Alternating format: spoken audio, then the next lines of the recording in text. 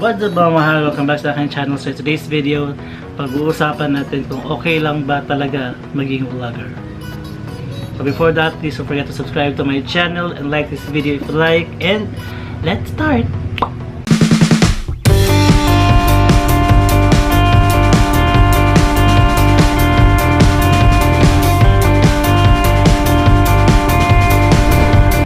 Ayan, so this is just a sit-down vlog guys. So wala masyadong keme, wala masyadong ganap. So pag-uusapan na natin kung okay ba talaga maging vlogger.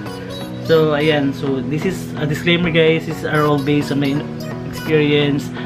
Walang halong etchos, hindi ko ito kinuha kahit saan-saan. Ito lang yung nafe-feel ko for being a vlogger for a year. So ayan, so meron akong kopya dito guys. Basahin na lang natin. So meron akong 6 na nasulat about being a vlogger, kung okay lang ba maging vlogger, and ano bang pros and cons nito, masarap ba sa feeling, gito ganyan. Ayan, so let's start guys. First, confidence. Ayan, confidence. Nung nagsisimula ako sa YouTube, that was December last year, nahihiya akong mag-vlog in the public. So ginagawa ko, naghahanap ako ng place na walang tao, doon ako nag-vlog. Kasi medyo hindi pa first parang naninibago ako kasi pakipag-usap sa camera parang tanga. Pero as time goes by, parang nasasanay na din and hindi na ako nahihiya mag-vlog kahit saan. Yan, confidence. Number 2, motivation and aggressiveness. Motivation, nasabi ko na to sa ibang vlogs ko na dahil nag-vlog ako dahil na-influence ako ni Chinkitita. That is she is a Cebu vlogger based. She is a Cebu based vlogger. Pataka lang.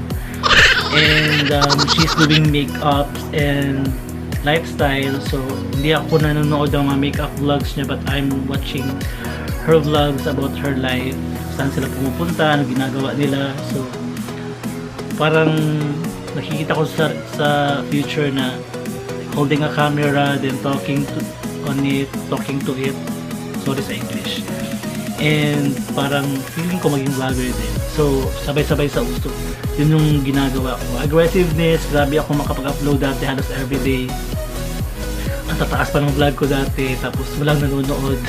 Hanggang ngayon naman walang nanonood, pero okay lang sa akin yun. And number 3, patience and understanding. Patience, kasi nga isa din sa reason ng vlog ako is gusto kong kumita ng pera sa YouTube.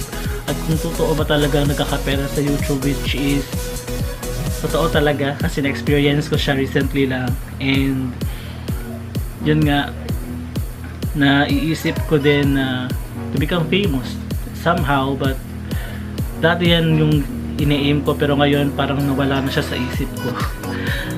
Kung maging famous, okay. Kung hindi, okay din. As long as na-enjoy ko yung ginagawa kong pag-vlog. Kasi nga, dati pa ako nag-video, nag-vlog ng aking ginagawa, pero hindi ko talaga alam na you can make money out of it pala. So unfortunately, yung dating channel ko isa delete na siya. Kasi nga, meron akong sinundan na YouTube video, kasi ang sabi doon, how to combine 2 YouTube channels into 1 and mariretain yung mga views and videos. Unfortunately, hindi. So walang na-retain, back to zero. Lahat ng mga memories ko noon, mga dancing, mga banda, lahat deleted. So okay lang yun siya, at least start ako from the bottom talaga. Kasi meron na ako dating 24 subscribers lang. Makikita naman yun yung dati kong subscribers sa aking outro, kasi hindi ko siya pinapalitan pa.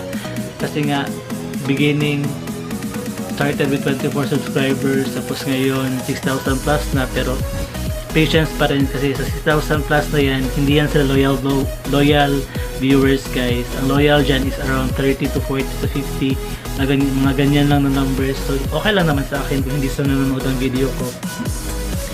Wala akong hard feeling sa kanila kasi nga mabilis ko siyang, yung mga subscribers na yan, mabilis ko siyang na-earn. Pero yung mga loyal viewers talaga, ang hirap-hirap i-earn. Pero patience lang talaga at understanding lang. Ayan, so number 4, sensitivity. Be sensitive. Merong times kasi na sa YouTube, hindi lahat parating happy. So meron talagang mga negative sa mundo, mga negatron. So they exist para maging balance yung life. Pero it's okay guys. Ang dami kong natatanggap na bash dati. Grabe, parang parang kang tinatagtad ng bash. Pero okay lang sa akin yan, hindi ko naman yung dinidibdib. Pero sometimes nasaktan din, sometimes hindi naman. Kasi meron din namang mga criticisms lang, and tinitake ko siya on how to improve my vlogging skills, and okay naman siya kasi nakakatulong din naman. Pero meron talaga mga tao na parang nanggaling sa ibang planeta na pinaglihi sa sama ng Diyos. And then, number 5, be kind. Being kind is hard siguro para sa iba, pero sa akin, being kind is natural. Char. Kind naman ako pag kind ka. Pag hindi ka kind, kakainin kita. Ayan, so always be humble and kind, kasi nga maraming YouTubers talaga na makikita mong kind din naman, namamansin. Especially sila Mama Antlut, sila Chiquitita, ayan sila, namamansin yan sila pag dini-DM. And happy naman ako kasi na-meet ko sila. And makikita mo talaga kung totoo sila or plastic. Kasi nga, meron talaga mga tao na, mga vloggers na makikita mo na kwela masyado sa camera, pero pag sa personal, hindi pala. Ayan, so lastly, number 6, vlogging is not for everybody. So hindi lahat ang vlogging hindi para sa lahat. Kasi merong ibang tao na nagvo-vlog lang kasi nga sikat. Merong iba pilit, nakikita mong pilit, tapos kahit wala ng content, hala sige gawa para lang merong may publish, ma-upload. And sa batch ko kasi, madami kami masyadong nasa-start nun kasi nga hype yung vlogging. Pero ang iba is nawawala, lumulubog, at biglang lumilitaw na naman, lumulubog, lumilitaw, which is not good kasi nga, sabi nga nila sa vlogging daw, dapat consistent ka sa ina-upload mo. Like, if you can do it every day, do it every day. If you can do it twice a week, do it twice a week. Pero sila is, kahit once a month, okay lang siguro yan, as long as may upload ka na vlog. Ayan guys, so, I am not a successful vlogger yet. Hindi pa ako sikat, wala pa akong malaking pera na natatanggap talaga as in millions from vlogging, except tulad nung mga artista na mga vloggers din, yung mabiling sumisikat, yung may quality content talaga, kasi yung vlog ko is hindi ko din maintindihan. Ayan, so kasali ako sa mukbang community, kasali ako sa YouTube community, sa mga marami kasi community ang vlog sa YouTube. Merong beauty, mukbang, reaction,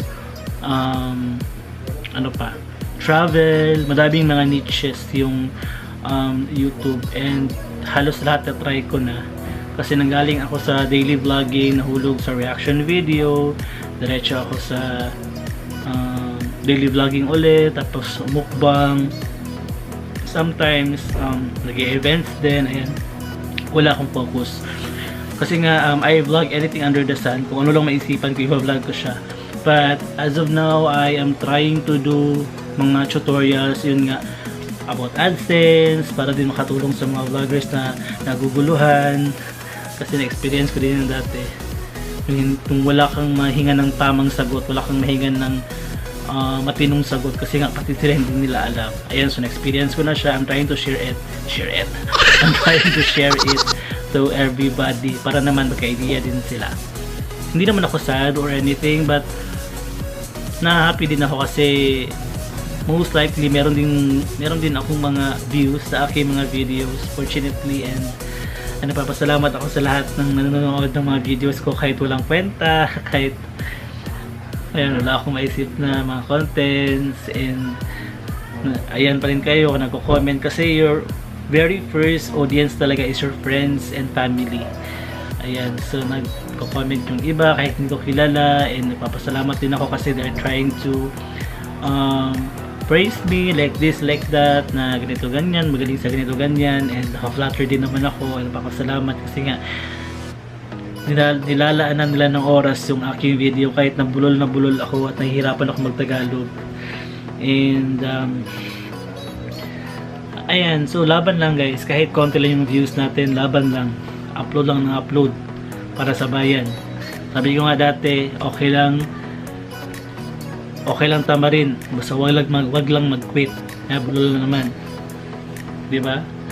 tama rin ka dyan ng unlimited, basta huwag kang mag-quit ng YouTube. Kasi nga, this is one thing to show your passions, a good platform to showcase kung ano ka ba talaga yung life mo. Kasi in one way or the other, you can inspire someone, you can make someone happy, sa mga depressed or sa mga taong hindi alam anong gagawin nila.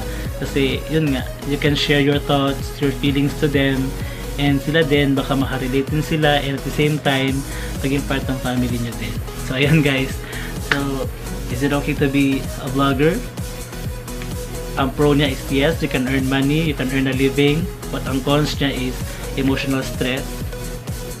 Yan talaga ang pinakamahirap, kasi kung naka-encounter ka ng Megatron, huwag mo na lang patulan, i-like mo na lang at i-praise mo na lang siya, kasi binisita niya yung channel mo. That's it guys. So that's it, my thoughts about being a vlogger. And ano bang thoughts mo for being a vlogger? Okay ba or hindi? Comment down below. Okay guys, that's it, and see you next time for another vlog. Always love your family. Bye guys. Thank you.